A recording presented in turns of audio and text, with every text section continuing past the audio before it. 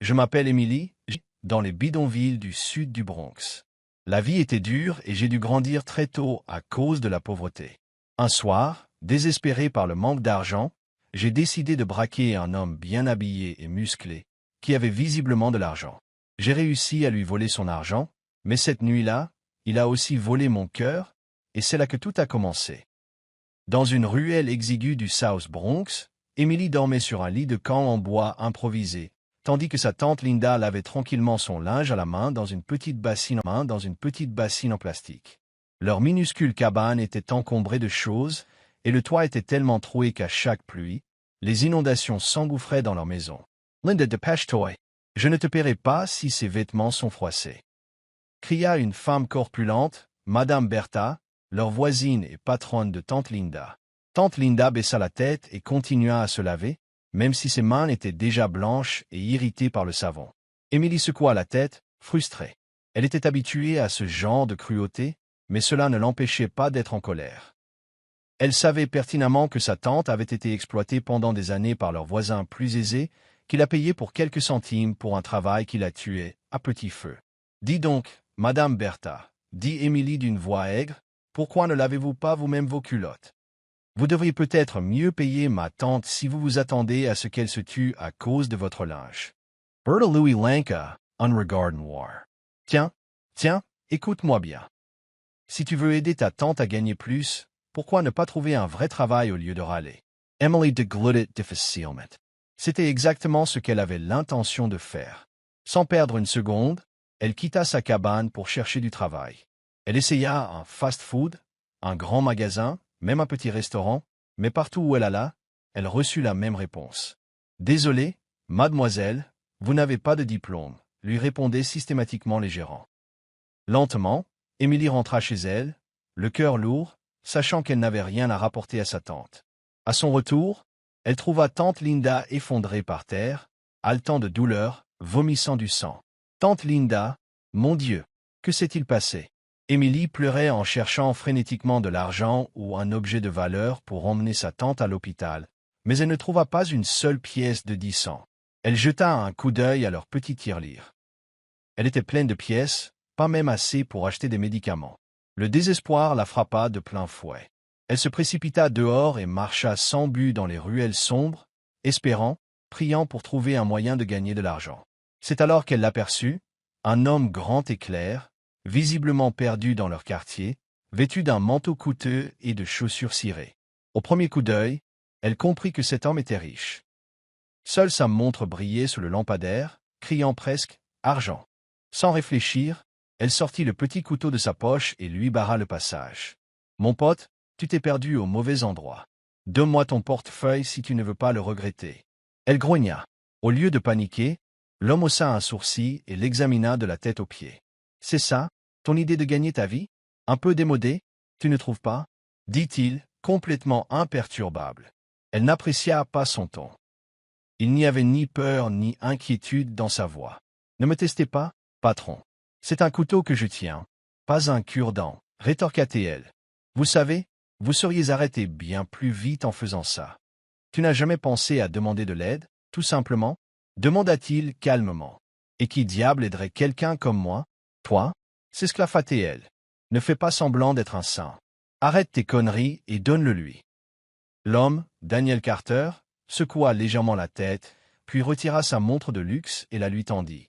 Si tu as vraiment besoin d'argent, d'accord, mais es-tu sûr que c'est la bonne méthode? Demanda-t-il. Je m'en fiche que ce soit bien ou mal, dit-elle en s'emparant de la montre, du portefeuille et du téléphone avant de s'enfuir aussi vite qu'elle le pouvait. Elle ne se retourna pas une seule fois, pensant que ce serait la dernière fois qu'elle le verrait. Mais Emily ignorait que ce n'était que le début de sa relation avec Daniel Carter. Elle rentra chez elle tremblante, mais serrant fermement son argent et ses objets de valeur. Pour la première fois depuis longtemps, il y avait de l'espoir. Elle pouvait enfin emmener tante Linda à l'hôpital, et peut-être même acheter à manger. À leur arrivée à leur cabane, tante Linda était encore faiblement allongée sur leur matelas fin, pâle et trop fragile pour bouger. Toute la peur et la culpabilité d'Emily pour ce qu'elle venait de faire s'évanouir lorsqu'elle vit l'état de sa tante adorée. « Tante Linda, il faut aller à l'hôpital, on ne peut plus attendre. Chérie, on n'a pas d'argent, Même pas pour un examen, murmura faiblement sa tante. Émilie força un sourire pour cacher la boule dans sa gorge. Elle sortit l'argent que Daniel lui avait donné et le mit dans la main de sa tante. On a de l'argent maintenant, ma tante, ne t'inquiète pas, je m'en occupe. Sa tante la regarda d'un air interrogateur, voulant lui demander quelque chose, mais trop faible pour le dire. Sans perdre de temps, Émilie l'aida à se relever et se précipita à l'hôpital public le plus proche. À l'hôpital, après des heures d'examen, le médecin a confirmé que tante Linda souffrait d'une grave maladie pulmonaire. Elle avait besoin de soins intensifs et de repos, mais il fallait d'abord acheter les médicaments prescrits. « Merci docteur, je vais acheter les médicaments maintenant », a dit Émilie, essayant de garder le moral. En sortant de l'hôpital, le monde lui semblait plus lourd que jamais. L'argent qu'elle avait ne suffisait pas, ni pour les médicaments, ni pour les factures d'hôpital, ni même pour leurs besoins quotidiens. C'était bien au-delà de ses moyens, mais elle s'était juré de ne plus jamais voler. Le lendemain matin, Émilie se leva tôt pour chercher un emploi. Elle alla d'un établissement à l'autre, chaîne de restauration rapide, grand magasin et même marché traditionnel, mais n'entendit que la même réponse. « Désolé, mademoiselle, nous n'avons pas d'offre d'emploi pour le moment, » dit un responsable. « Nous recherchons quelqu'un avec une expérience professionnelle, » a demandé un autre. « Avez-vous au moins un diplôme d'études secondaires ?» a demandé un membre du personnel des RH. Les refus se sont accumulés. Émilie serrait son ventre qui gargouillait, la faim la piquant davantage à chaque heure qui passait. Le temps filait, et pourtant, elle ne trouvait pas de travail décent. Elle rentra chez elle à pied, le corps endolori par la faim, le cœur alourdi par la déception. La nuit, elle errait dans les ruelles sombres, plongée dans ses pensées. Elle envisageait de retourner voir Daniel pour lui rendre les objets volés. Mais s'il la dénonçait à la police? Et s'il ne la croyait pas? Elle risquait de se retrouver dans des ennuis encore plus graves. Alors qu'elle était plongée dans ses pensées, une camionnette noire s'arrêta soudain à côté d'elle. Instinctivement, elle se prépara à courir, mais il était trop tard. Un bras puissant l'agrippa, et avant qu'elle puisse résister, un linge humide lui fut pressé sur le nez.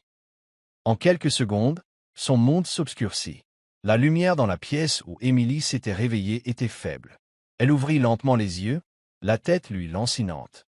Elle réalisa que ses mains étaient attachées à une chaise et se débattit aussitôt. « Qu'est-ce que c'est que ce bordel? Pourquoi suis-je attachée? Où suis-je » Elle essaya de bouger les mains, mais la corde était tendue. Elle ne savait pas quelle émotion était la plus forte, la peur ou la rage. Elle scruta les alentours. Ce n'était pas un endroit dont elle s'attendait à avoir peur. C'était lumineux, propre, et rien à voir avec les espaces exigus et sales où elle avait grandi dans le sud du Bronx. Il y avait une grande fenêtre voilée de rideaux blancs, et la pièce sentait légèrement le parfum de luxe. Attendez, ce n'est pas un commissariat. On dirait plutôt un hôtel.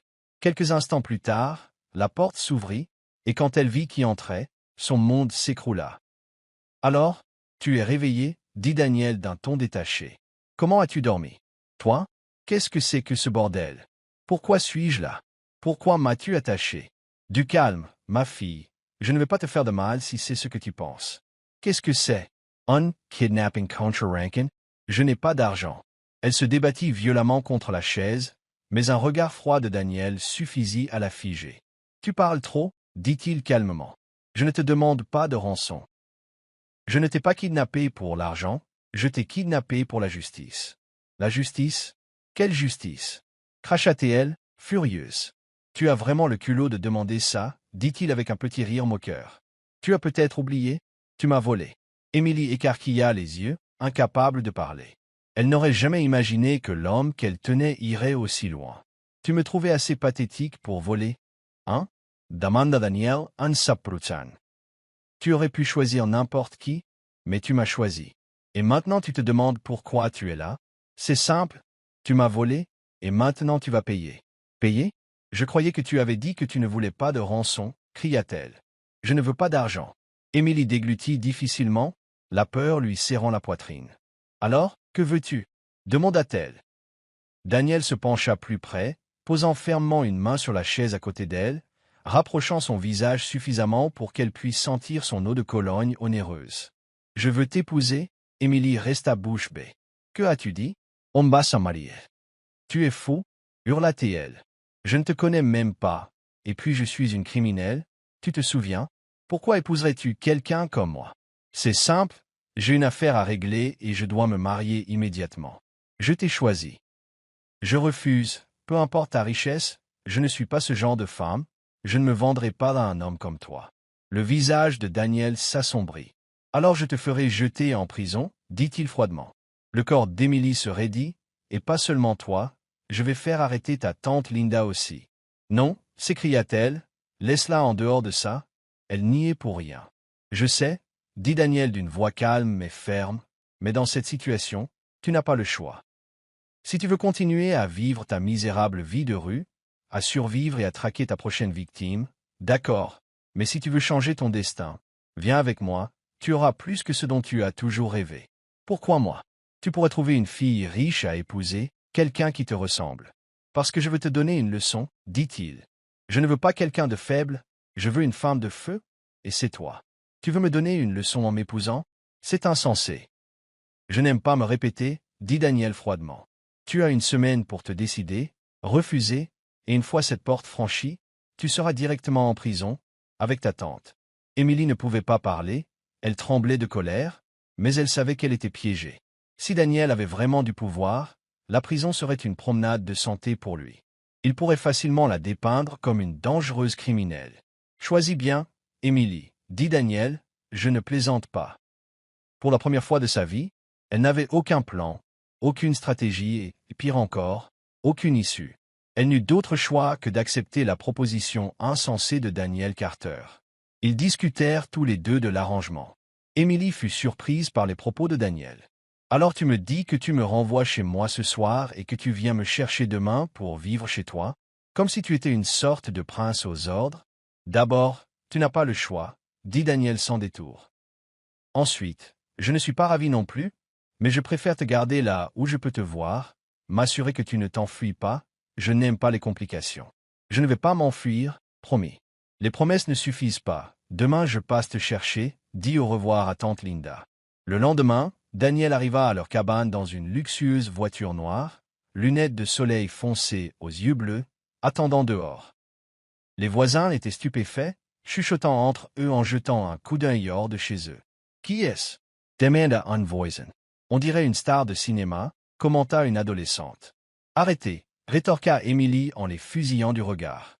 Je n'ai pas le choix avec ce type. Elle monta dans la voiture en regardant Daniel d'un air renfrogné. C'est ta faute, maintenant tout le quartier raconte des ragots sur moi, quelqu'un a sûrement fait un live sur Facebook. Je me fiche des ragots, dit Daniel. Bien sûr que non, ce n'est pas toi qu'on rit, siffla Émilie. Dans quel pétrin me suis-je fourré? Quand ils arrivèrent chez Daniel, Émilie resta bouche bée. Ce n'était pas juste un manoir, c'était immense. Ne me dis pas que j'habite ici, ton salon est assez grand pour jouer au foot, il résonne même.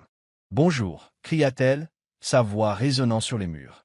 Arrête de crier, dit Daniel, irrité, choisis juste une chambre. Sérieusement? Je peux choisir? Tu n'as pas le choix, tu dormiras dans ma chambre. Quoi? Tu as dit que je pouvais choisir. Choisis où tu veux dormir dans la chambre, tu peux dormir par terre si tu veux, dit-il nonchalamment. Mais comme on est mariés sur le papier, je n'explique pas à tout le monde pourquoi on a des chambres séparées. Je vais mettre un mur d'oreiller entre nous, rétorqua Émilie. Tu n'as pas le droit de t'approcher de moi. Ne t'inquiète pas, je n'ai pas l'intention de le faire. Ce soir-là, Émilie s'occupa à construire un grand mur d'oreiller au milieu du lit, en empilant au moins une douzaine d'oreillers entre eux.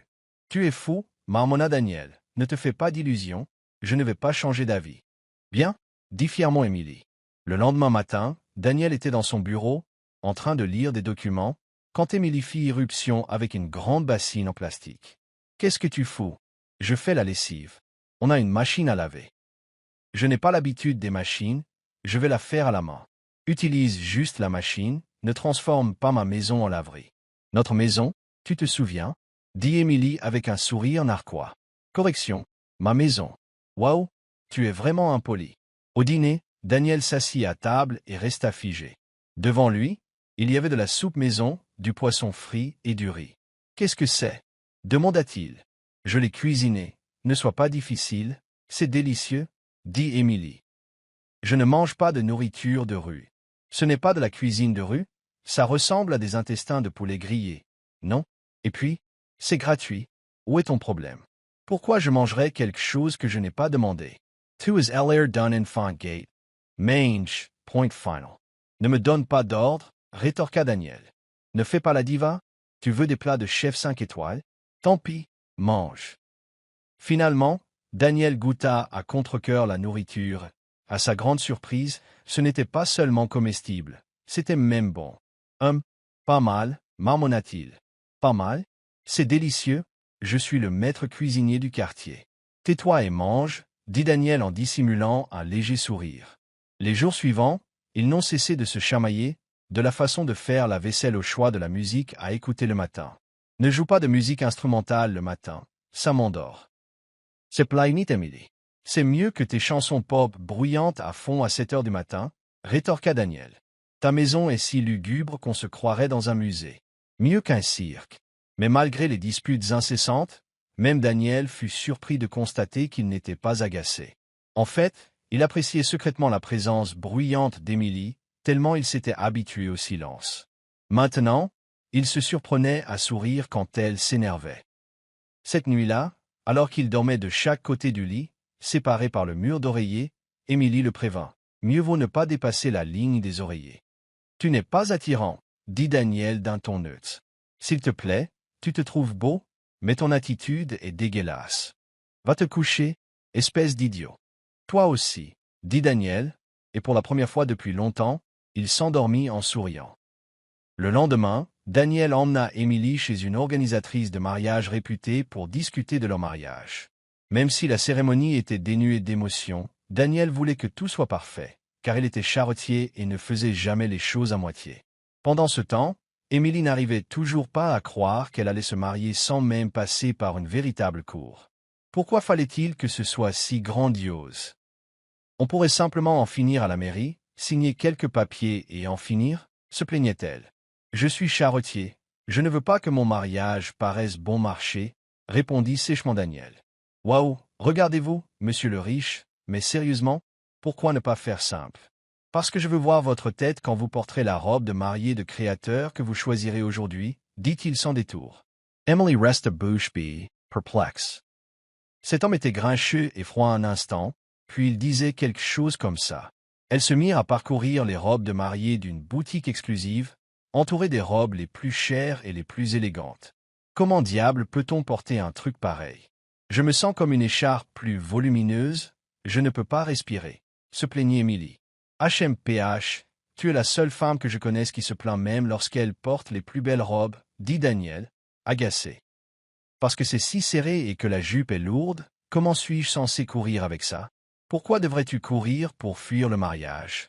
Peut-être, dit-elle avec un air malicieux. Daniel ricana légèrement, mais dissimula rapidement son sourire. Il ne voulait pas qu'Émilie réalise à quel point elle l'affectait. Après l'essayage de la robe, ils se rendirent directement dans un hôtel 5 étoiles pour déguster les plats de la réception.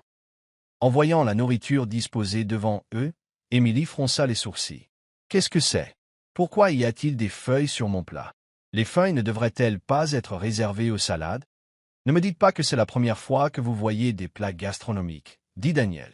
Bien sûr, je sais ce qu'est la gastronomie. Mais pourquoi y a-t-il si peu de nourriture? C'est comme un régime. Et où est le riz? Tous les plats n'en contiennent pas, dit Daniel, se préparant déjà à un mal de tête.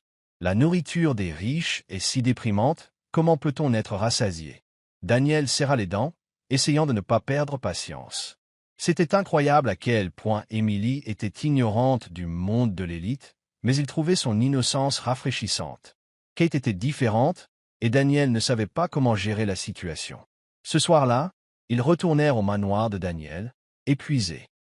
Émilie installa aussitôt sa forteresse d'oreiller entre eux sur le lit. « Qu'est-ce que c'est? Un mur? Pourquoi? Pour t'empêcher de m'approcher pendant qu'on dort, dit-elle fièrement. Je ne vais pas te manger, Émilie. On ne sait jamais, tu as peut-être un plan secret. Daniel soupira, retira son manteau et s'allongea sur le lit sans un mot, ignorant elle. À paranoïa d'Émilie. Oh, dors, murmura-t-il. HMPH, quoi qu'il arrive, ne t'avise pas de franchir cette limite. Au milieu de la nuit, Émilie ne s'aperçut pas que son mur d'oreiller était tombé. Fatiguée et à moitié endormie, Elle ne remarqua même pas que Daniel se retournait et la serrait dans ses bras. Elle se figea.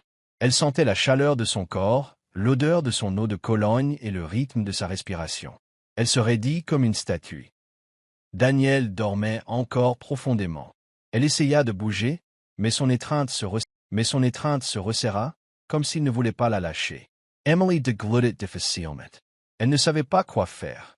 Devait-elle crier, se mettre en colère, rester immobile? Finalement, elle ferma les yeux et décida de laisser faire. Après tout, quel choix avait-elle?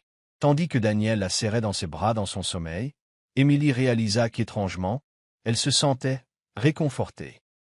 Elle ignorait ce que cela signifiait, et elle n'était pas encore prête à y penser. De toute la journée, Émilie n'avait rien à faire dans la maison. Habituée à la vie exiguë et chaotique du South Bronx, elle se sentait prisonnière d'une maison aussi immense et silencieuse. Elle ne comprenait pas non plus pourquoi il semblait n'y avoir personne d'autre, à l'exception de quelques domestiques qu'elle voyait à peine. Comme elle s'ennuyait, elle décida de faire le ménage. Elle parcourut les moindres recoins du manoir, inspectant les meubles et les décorations de luxe, jusqu'à ce qu'elle tombe sur une pièce remplie d'étagères remplies de livres et de documents. Ce type a beaucoup trop de paperasse, on se croirait dans une bibliothèque nationale ici, marmonna-t-elle. Elle fronça les sourcils en remarquant un dossier portant le nom de Daniel. Les documents ne l'intéressaient pas vraiment, mais lorsqu'elle aperçut un papier, daté du 31 mars, elle se figea. Attendez, le 31 mars? C'est aujourd'hui. C'est seulement à ce moment-là qu'elle réalisa. C'était l'anniversaire de Daniel. Son ennui disparut rapidement et fut remplacé par une idée. Elle ne savait pas grand-chose sur les cadeaux, mais elle savait cuisiner. Sans perdre de temps, elle se précipita à la cuisine pour trouver les ingrédients. Elle décida de préparer un gâteau aux carottes, son gâteau préféré depuis son enfance. Elle ne savait pas si Daniel l'apprécierait, mais peu lui importait. Elle le préparait avec amour, malgré son côté agaçant.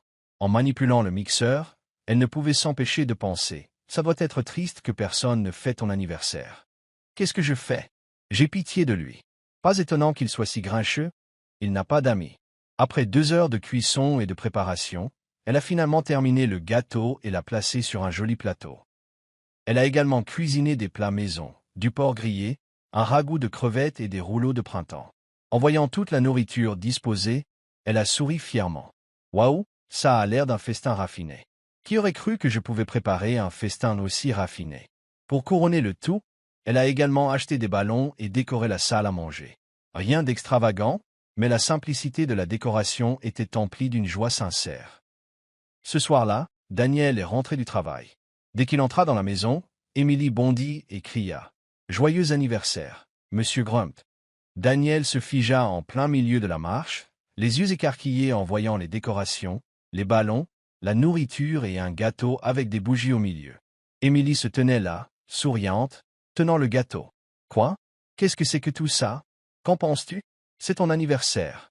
Ne fais pas semblant de ne pas savoir. Comment l'as-tu découvert? Ta maison a peut-être des secrets, la taquina-t-elle. J'ai juste fouillé un peu dans ta bibliothèque. » Daniel secoua la tête, presque souriant. Il n'avait pas fêté son anniversaire depuis des années. Depuis son enfance, c'était un jour comme les autres, sans intérêt particulier. « Tu n'étais pas obligé de faire tout ça, dit-il. Je sais, mais j'en avais envie. Si tu veux tout gâcher, je t'en prie, mais je mange. » Daniel ne put retenir un léger sourire qui tira ses lèvres. Il s'assit à la table, observant le repas. « C'est vraiment toi qui as cuisiné tout ça? » demanda-t-il. « Bien sûr, je ne suis pas comme les autres qui se contentent de commander. C'est peut-être empoisonné, cependant. Tu es ridicule. Il n'y a qu'une façon de le savoir, goûter. » Daniel prit un rouleau de printemps et le mordit. Il ne savait pas si c'était à cause de sa faim ou à cause du goût, mais il aimait vraiment ça. « Pas mal, dit-il. Pas mal? Dis donc que c'est délicieux, exigea Émilie. « C'est bon, admit-il. Voilà content. Maintenant, tais-toi et mange. » Pour la première fois, il ne se disputait pas. Émilie le regardait manger avec joie. Après le dîner, elle lui rapprocha le gâteau. « Allez, fais un vœu et souffle la bougie. Je ne suis plus une enfant, Émilie. Allez, peu importe ton âge. Tout le monde peut faire un vœu. » Daniel soupira lourdement, mais ferma les yeux. Il ne savait même pas quoi souhaiter. Mais quand il ouvrit les yeux et vit Émilie lui sourire, il sut soudain exactement ce qu'il voulait. « J'ai fait mon vœu, dit-il. Il souffla la bougie, et Émilie applaudit comme une petite fille. « Ouais, joyeux anniversaire, monsieur Grump. » Daniel secoua la tête, mais ne put cacher son sourire. Ce soir-là, assis dans le salon, Émilie parla de sa fatigue après avoir cuisiné, nettoyé et préparé le gâteau. « Tu sais, j'ai failli cuire dans ce four. Il faisait tellement chaud que j'ai cru fondre. Mais j'ai réussi à y arriver. Tu ne sais même pas tous les efforts que j'ai fournis. » Daniel l'observait, prêtant à peine l'oreille à ses divagations. Il la regardait simplement. Il réalisa quelque chose à cet instant. Il voulait Émilie pour toujours. Pendant ce temps, Émilie s'était assoupie, complètement épuisée. Au milieu de la nuit, elle sentit quelque chose bouger à côté d'elle. Elle ouvrit lentement les yeux et vit Daniel se pencher pour abattre à nouveau le pilier qui les séparait. « Mais qu'est-ce que tu fous » murmura-t-elle sèchement. Daniel n'a même pas bronché quand il s'est fait prendre. « Qu'est-ce qui ne va pas si je veux te serrer dans mes bras » a-t-il dit calmement. Émilie s'est figée, le cœur battant. Elle ne savait pas s'il plaisantait ou s'il était sérieux. « Tu es fou » siffla-t-elle. « C'est toi qui dis que tu ne m'aimes pas » dit-il avec un sourire narquois. Le visage d'Émilie devint rouge vif. Daniel rit doucement en voyant son embarras. Elle lui tourna le dos, serrant son oreiller fort comme un bouclier. Le lendemain matin, pendant le petit déjeuner, tout semblait normal. Émilie était assise en face de Daniel, déposant nonchalamment du riz dans son assiette. Mais soudain, Daniel dit « Prépare un gâteau aux carottes plus tard et fais-le-moi parvenir à mon bureau. »« Hein? Pourquoi? J'ai envie de grignoter cet après-midi. »« Quoi? Tu ne m'as pas dit hier que tu ne mangeais pas n'importe quoi? Tu ne m'as pas dit que tu voulais être une bonne épouse? Et quand ai-je accepté ça? Here, t'es eu te choufièche. Tu as même acheté des ballons et tout ça. D'accord, je vais le faire. Mais ne te plains pas si ce n'est pas bon. Assure-toi juste que ce soit délicieux. Femme exigeante, dit Daniel en riant. Émilie leva les yeux au ciel et continua de manger. Quand Daniel partit, elle se mit immédiatement à la recherche des ingrédients pour préparer le gâteau aux carottes. Elle s'assura qu'il serait délicieux. Mais alors même qu'elle préparait la pâte, elle se demandait pourquoi elle prenait autant de plaisir à faire des choses qui faisaient sourire Daniel. N'était-elle pas censée lui en vouloir? Après avoir cuit et refroidi le gâteau, elle le plaça soigneusement dans une boîte et se rendit au bureau de Daniel. À son arrivée, elle fut immédiatement accueillie par la réceptionniste. « Madame, avez-vous rendez-vous avec M. Carter ?»« Non, mais je suis sa femme. Alors je peux entrer ?» La réceptionniste écarquilla les yeux sous le choc. Même les employés autour d'eux la fixèrent, incrédules. « D'accord, madame, je vais le prévenir » dit la réceptionniste avec hésitation. Émilie sourit et se dirigea avec assurance vers le bureau de Daniel. Avant même d'entrer, elle entendit des voix à l'intérieur. « Daniel, quand vas-tu nous présenter ta femme comme il se doit? Pourquoi un mariage aussi soudain? »« Je ne te dois aucune explication sur mes décisions, » répondit sèchement Daniel. Émilie poussa la porte avec un grand sourire, tenant la boîte de gâteaux aux carottes. « Surprise! Tu avais dit vouloir un encas, alors le voici. » Daniel et l'homme plus âgé à qui il parlait échangèrent un regard. L'homme plus âgé, qui ressemblait à un important associé, étudia Émilie de la tête aux pieds. « Alors, vous êtes la femme de Daniel ?» demanda-t-il. « Oui, je suis Émilie. Et vous? »« Je suis M. Suarez, l'un des associés de votre mari. »« Enchanté, Monsieur Suarez. »« J'espère que je vous plais, » dit Émilie d'un ton enjoué. Daniel ne put s'empêcher de secouer la tête devant sa franchise. Elle était si différente des femmes qu'il fréquentait, toujours trop formelle ou prétentieuse. « Tu as l'air d'une jeune femme pleine de vie. Je n'aurais pas cru que tu étais le genre de Daniel, » dit M. Suarez. « Bon, je ne pensais pas non plus que je finirais par l'épouser. Imaginez qu'un jour, je galérais dans la rue et que maintenant je sois une épouse. C'est faux, non? M. Suarez Hausa, un sourcil vers Daniel. » Daniel plissa les yeux vers Émilie, lui ordonnant silencieusement de se taire. « Je plaisante. Bref, je laisse le gâteau ici. Mange-le, d'accord? Ne le gâche pas. D'accord, d'accord. Arrête de parler, » murmura Daniel. « Tu ne supportes pas que je sois ta préférée, hein? » Latakina, Emily, in, sortant du bureau. Daniel ne put que secouer la tête et rire doucement. « C'est une femme différente, » dit M. Suarez, stupéfait. « Oui, acquiesça Daniel en la regardant partir. Mais au fond de lui, il le savait. Émilie devenait peu à peu la personne la plus importante de sa vie. Et ce qui l'effrayait le plus, c'était qu'il ne savait pas comment il pourrait vivre sans elle. Le lendemain, Émilie se tenait devant un parc d'attractions, telle une petite fille découvrant une fête foraine. Il n'y avait personne, seules les lumières colorées et les immenses manèges prouvaient que ce n'était pas un rêve. « Daniel, tu es sérieux? Qu'en penses-tu? » « Je ne plaisante pas. Tu as loué tout le parc d'attractions? Pourquoi? Je ne voulais juste pas t'entendre te plaindre à la maison. Je préférais t'entendre crier dans les manèges, dit Daniel sèchement. Tu es incroyable. Parfois, tu es vraiment gentil, Carter. Incapable de s'en empêcher, Émilie le serra fort dans ses bras. Daniel se raidit, choqué par sa réaction. Au bout d'un moment, il la serra maladroitement dans ses bras. Qu'est-ce que c'est? Le paiement du loyer? Numéro? Je suis juste heureux. C'est ma première fois dans un parc d'attractions. Vraiment? Ouais. On était trop pauvres pour se permettre ce genre de choses. Les jeunes à New York avaient toujours des tarifs partout. Mais pour nous, ce n'était qu'un rêve. Daniel remarqua l'étincelle dans ses yeux. Une chose si simple lui apportait tant de bonheur. Il ne put s'empêcher de sourire. Allez, essayons tous les manèges avant de pleurer de joie. Horn, je ne suis pas une mauviette. Aucun manège ne peut me faire peur. On verra bien. Ils ont d'abord essayé la grande roue. Tandis que leur nacelle prenait de l'altitude, Émilie ne put s'empêcher de pousser un cri. Du sommet, ils pouvaient voir toute la ville scintiller sous le ciel nocturne. Tu sais, Daniel, New York est magnifique vue d'ici, dit-elle doucement. Je te l'avais dit, tout n'est pas laid en ville. Parfois, c'est juste une question de perspective. Un peu comme toi. Tu as l'air grincheux, mais tu es doux à l'intérieur. Arrête. Après la grande roue, ils ont essayé les montagnes russes, les autos tamponneuses et même la maison hantée. Mais l'attraction la plus inoubliable était la tour de chute libre. Bon, pas de marche arrière, prévint Daniel. S'il te plaît, je suis plus courageux que toi. On verra bien qui criera le premier. Alors que l'attraction s'écrasait du sommet, Daniel fut presque assourdi par le cri d'Émilie. À la fin de l'attraction, il éclata de rire. Je croyais que tu avais dit que tu n'avais pas peur. J'ai juste crié un peu. Toi, par contre, tu es resté silencieux. Avoue-le, tu avais peur aussi. Moi non plus, je n'ai pas peur, c'est juste que je n'aime pas crier. Des excuses. Épuisés, ils s'assirent sur un banc et mangèrent de la barbe à papa. Daniel n'avait pas ri comme ça depuis des années, il ne se souvenait même pas de la dernière fois où il s'était autant amusé. En regardant Émilie, il remarqua de la barbe à papa collée à ses lèvres. « Tu es sale, dit-il. » Avant qu'Émilie puisse esquiver, Daniel tendit la main et essuya le sucre au coin de sa bouche.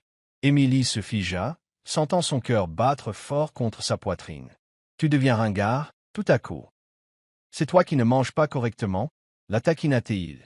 Émilie ne put même pas répondre, il y avait quelque chose de différent dans le regard de Daniel, quelque chose d'intense, mais il ne le disait pas à voix haute. Tout au long de la nuit, Émilie sentit que Daniel ne la considérait plus comme une simple responsabilité, mais elle savait qu'elle ne pouvait pas se permettre de tomber trop bas. Les semaines passèrent et Daniel était complètement tombé amoureux d'Émilie, mais plus ses sentiments s'intensifiaient, plus Émilie s'éloignait d'elle. « Pourquoi m'évites-tu » demanda Daniel un soir. « Je ne le suis pas » répondit rapidement Émilie. « Tu ne te disputes même plus avec moi. L'autre jour, je t'ai demandé de cuisiner et tu ne t'es même pas plaint. Peut-être que tu es moins pénible maintenant. » Daniel la fixa, sceptique. Au fond d'elle-même, Émilie était terrifiée. Au cours des 3 dernières semaines, elle avait réalisé qu'elle était tombée amoureuse de Daniel. Et cela l'effrayait plus que tout. Leur mariage approchait à grands pas, et elle avait déjà un plan. Elle allait s'enfuir avant de pouvoir devenir sa femme pour de bon. Ce qu'Émilie ignorait, c'est que Daniel avait lui aussi des projets. Des projets pour concrétiser leur mariage. À l'approche du jour J, Émilie savourait chaque instant passé ensemble. Elle préparait ses plats préférés, lui massait le dos quand il rentrait fatigué et souriait toujours quand ils étaient ensemble. Elle ne pouvait plus le nier. Son mari de papier allait lui manquer. Daniel, lui, ignorait tout de son plan d'évasion. Tout ce qu'il savait, c'est que chaque jour, il tombait davantage amoureux d'elle. Sa vie autrefois tranquille avait laissé place au bruit, au rire et au chaos, et il ne voulait pas que ça s'arrête. Cette nuit-là, alors qu'Émilie faisait la vaisselle dans la cuisine, Daniel la serra soudain dans ses bras par derrière.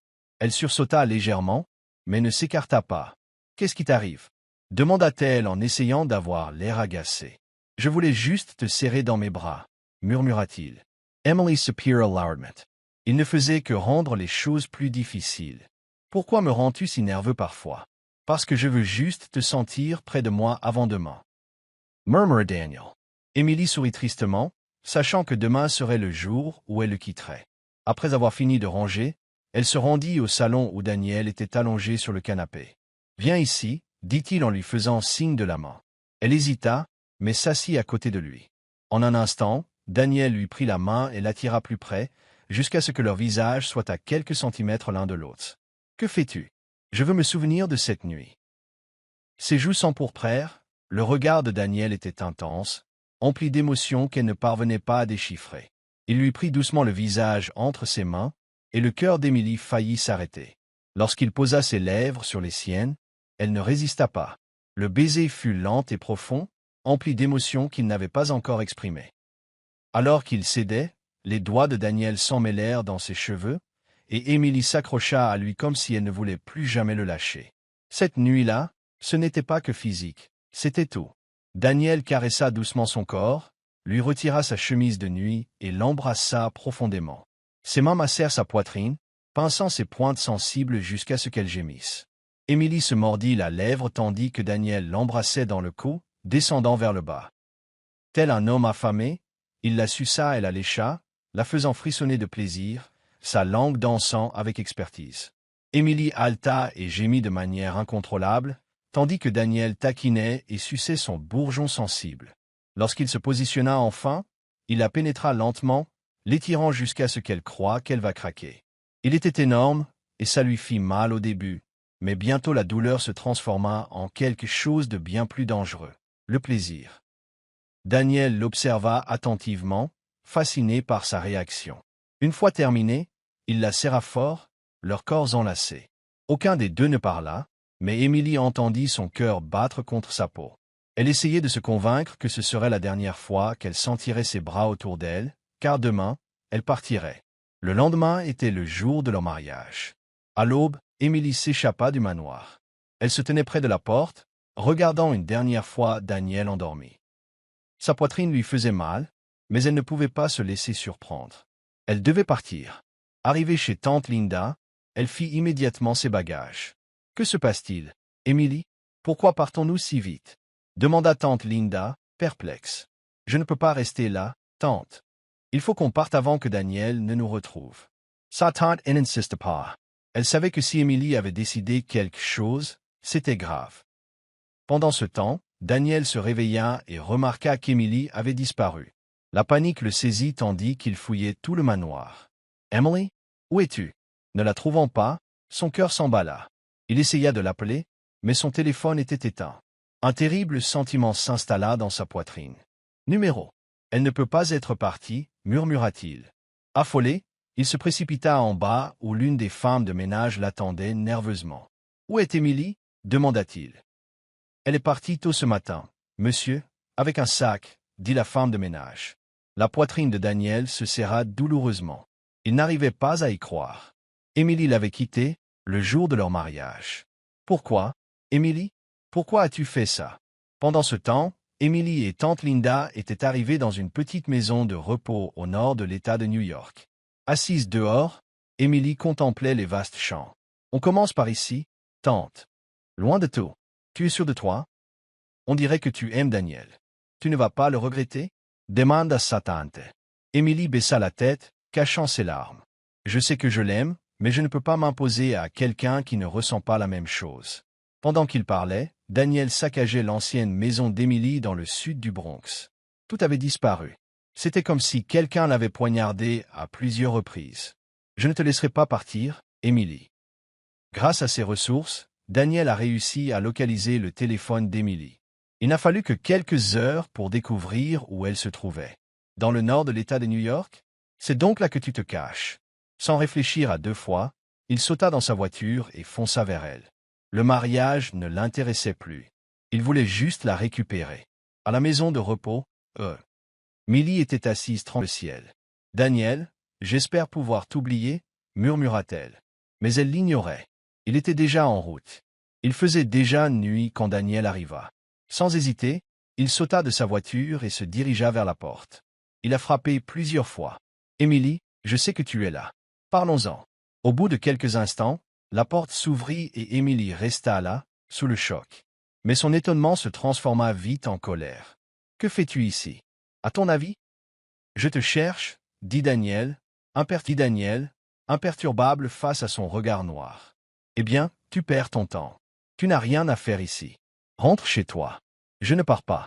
Je ne te laisserai pas m'abandonner comme ça. » Émilie s'approcha, les yeux brûlants. « Arrête, Daniel. C'est fini. Tu n'as pas besoin de m'épouser.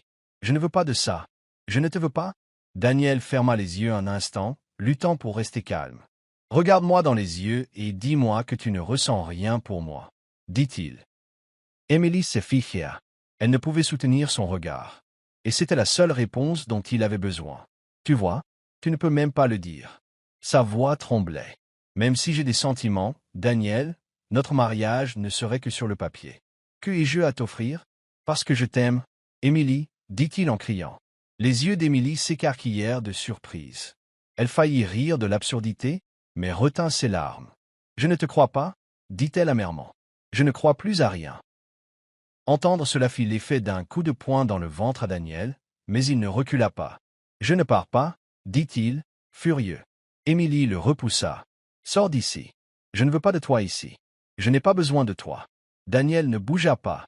Il resta là, calme, mais avec une flamme dans le regard. « Je ne partirai pas si tu ne me parles pas. Si tu refuses, je dormirai ici sur le canapé. Peu importe qu'il fasse chaud ou qu'il y ait des moustiques. »« Fais ce que tu veux, » hurla Émilie en lui claquant la porte au nez.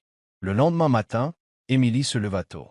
En entrant dans le salon, elle trouva Daniel allongé, maladroitement, sur le vieux canapé, totalement indifférent à l'inconfort.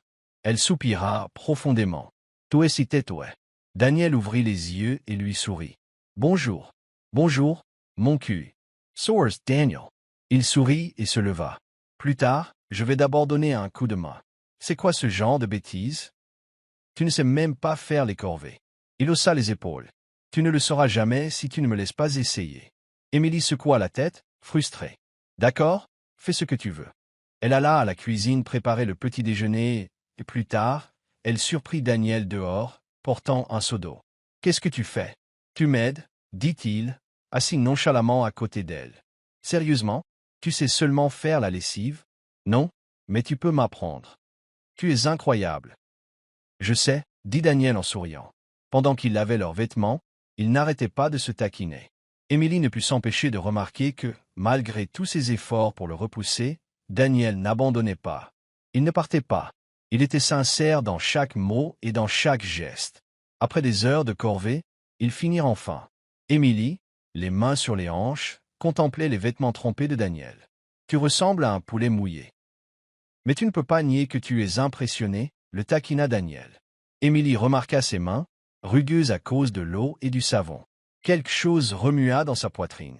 Elle ne savait pas si elle devait rire ou pleurer. « Tu es folle, » murmura-t-elle. Daniel s'approcha. « Je sais, mais tu es le seul dont j'ai envie d'être folle. » Émilie s'est haute. Elle ne savait plus comment résister à son sourire. Au fond d'elle, elle sentait son cœur battre à tout rompre. « Je sais que je t'ai blessée, Émilie, » dit Daniel d'un ton sérieux. « Je sais que je ne suis pas parfait, mais je suis sérieux avec toi. Je ne suis pas ici à cause d'un contrat de mariage. Je suis ici parce que je t'aime, et je ne partirai pas avant de te l'avoir prouvé. » Émilie ne savait plus comment résister. Elle n'arrêtait pas de se répéter qu'elle ne l'aimait pas, mais la vérité se lisait sur son visage. Elle soupira profondément. « Bien, reste. Alors, j'ai une chance. » demanda Daniel, souriant. « On verra si tu survivras à la dure vie ici, » dit-elle en essayant de faire l'indifférence. Mais au fond d'elle-même, elle souriait déjà. Pour la première fois, Émilie ne put cacher le sourire qui se dessinait sur ses lèvres en regardant Daniel, qui la regardait avec une affection si crue. « Tu sais, j'ai beau essayer de te repousser, tu ne partiras pas, » dit-elle. « Parce que je sais que tu ne veux pas vraiment que je parte, » répondit Daniel avec assurance. « Même si tu me pousses dehors, je reviendrai en courant. Tu ne vas vraiment pas partir, pas avant que tu me dises en face, sans hésitation, que tu ne m'aimes pas. » Tu es vraiment têtu, Daniel. Parce que je t'aime, Emily, et je sais que tu m'aimes aussi. Ça ne sert à rien de fuir si tu continues à me courir après. Hein? Emily Sapira. J'ai peur, Daniel. Peur de quoi? De ce que je ressens, de ce que tu me fais ressentir. Je n'ai pas l'habitude de ça. Tu n'as pas à avoir peur.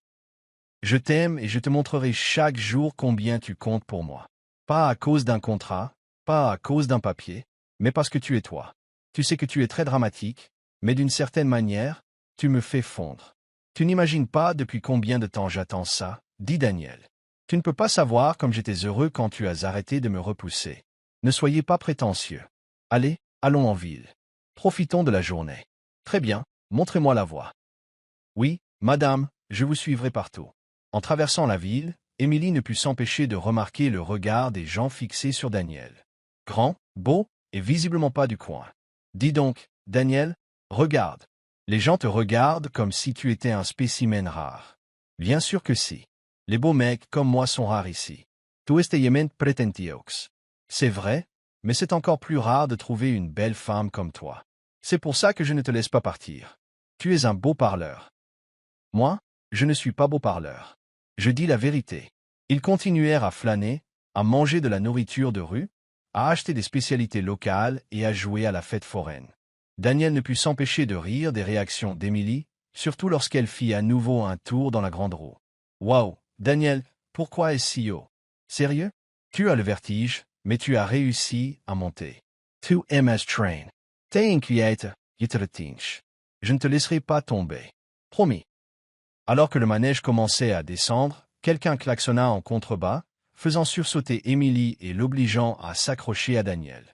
J'ai failli tomber dans le panneau, dit-elle. Descendons avant que tu ne t'évanouisses sous mon charme, le taquina Daniel. En rentrant à la maison, Émilie resta silencieuse. Elle jetait des coups d'œil à Daniel en souriant. Merci, Daniel. Pourquoi? Pour ton entêtement, pour ne pas avoir abandonné, pour être resté.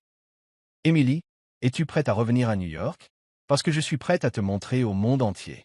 Si tu es sûr de moi, j'en suis absolument sûr. Bon, allons-y avant que je change d'avis. Trop tard, Madame Carter. Vous êtes coincée avec moi. Finalement, la lumière revint dans les yeux d'Émilie. Il n'y avait plus aucune raison de fuir. L'homme qu'elle avait autrefois tenté d'échapper était celui-là même avec qui elle avait choisi de rester pour toujours. Avant de quitter la campagne, ils organisèrent un petit festin pour les voisins et les nouveaux amis qu'ils s'étaient faits.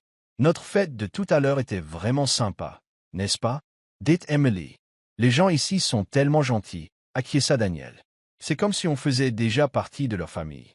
Honnêtement, c'est un peu triste de partir, mais au moins on rentre au manoir. Notre personnel et la cuisine me manquaient.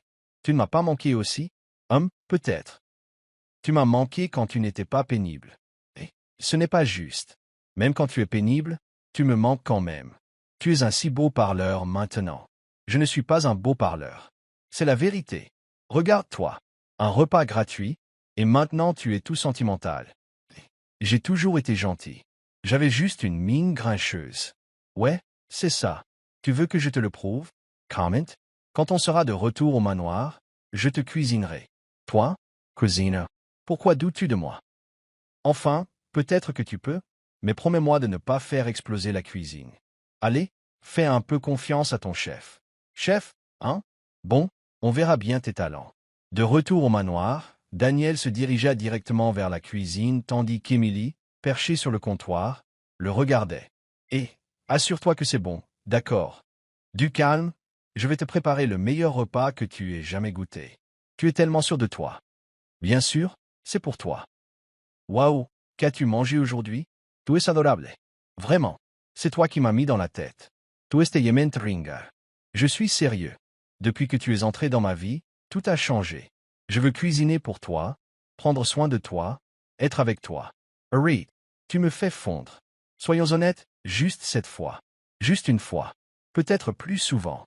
Je veux juste que tu saches combien je t'aime. Je sais. Tu es sûr?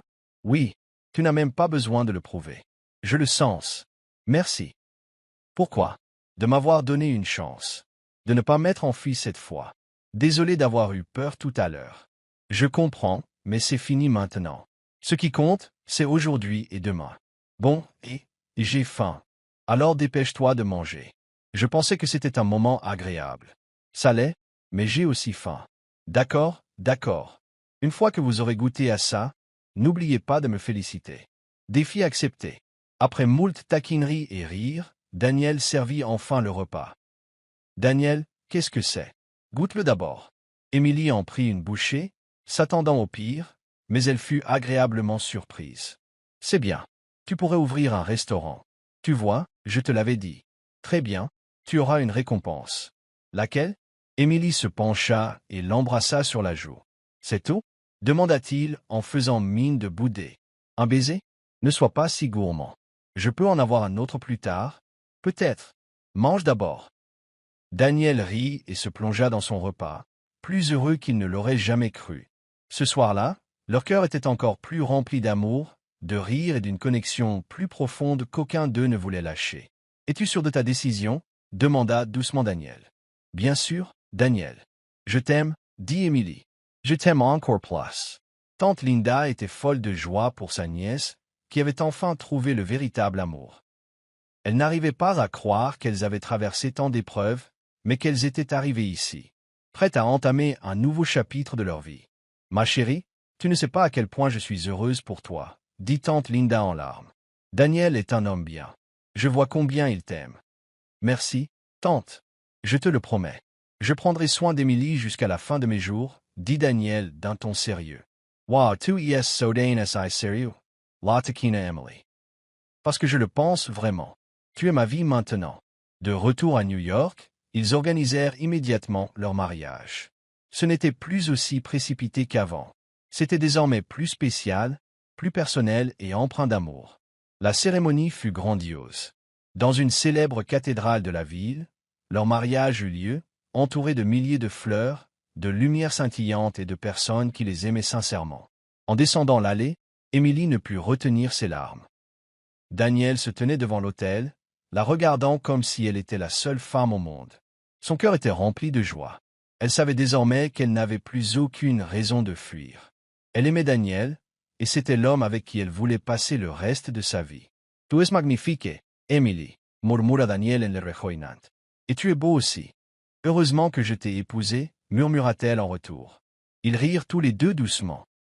Au moment de leur vœu, Daniel la regarda avec une profonde sincérité. « Tu es la femme dont je pensais autrefois qu'elle ne serait qu'un casse-tête, mais tu es devenue la raison pour laquelle je veux me lever chaque matin, » dit-il. « Tu es ma vie maintenant. Je ne sais même pas comment je vivais avant sans toi.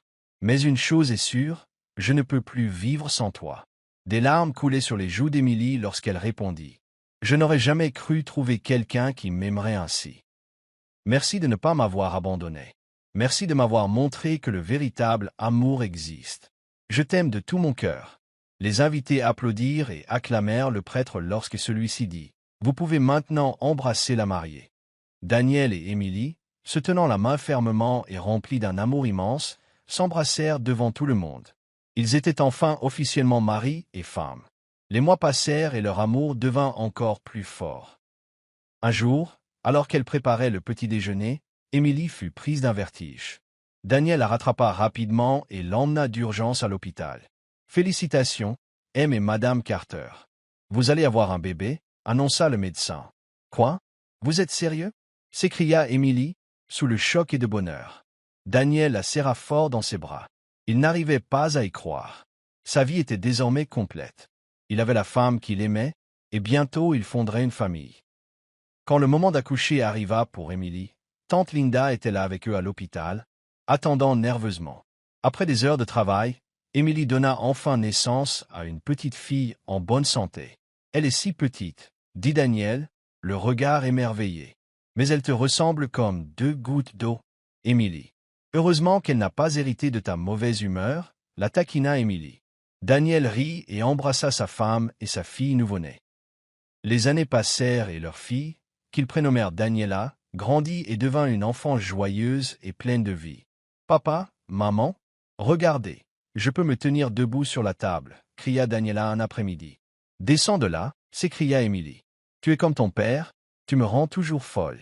C'est toi qui me rends folle aussi, mais j'ai fini par t'aimer encore plus grâce à ça. » Daniel dit avec un clin d'œil. « Waouh, Tu es vraiment une belle éloquente maintenant.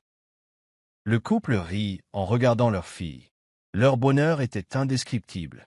Daniel, autrefois un homme d'affaires froid et indifférent à tout le monde, était désormais un homme rempli d'amour pour sa famille, pour sa femme et pour la vie qu'ils avaient bâtie ensemble.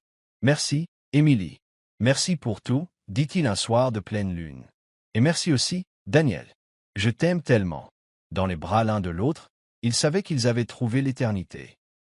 L'histoire d'Émilie et Daniel nous a appris que le véritable amour n'est pas une question de contrat ou de circonstances. Il s'agit de sentiments sincères, de confiance et de soutien mutuel quoi qu'il arrive. Parfois, il faut s'éloigner pour prendre conscience de la valeur de quelqu'un. La fugue d'Émilie a donné à Daniel l'occasion de faire ses preuves. La famille ne se construit pas toujours par le sang. Elle se construit avec ceux qui aiment vraiment et restent. Au final, le véritable amour n'est pas parfait, mais c'est celui pour lequel on choisit de se battre chaque jour. Fin. Je m'appelle Monsieur Hope et à bientôt.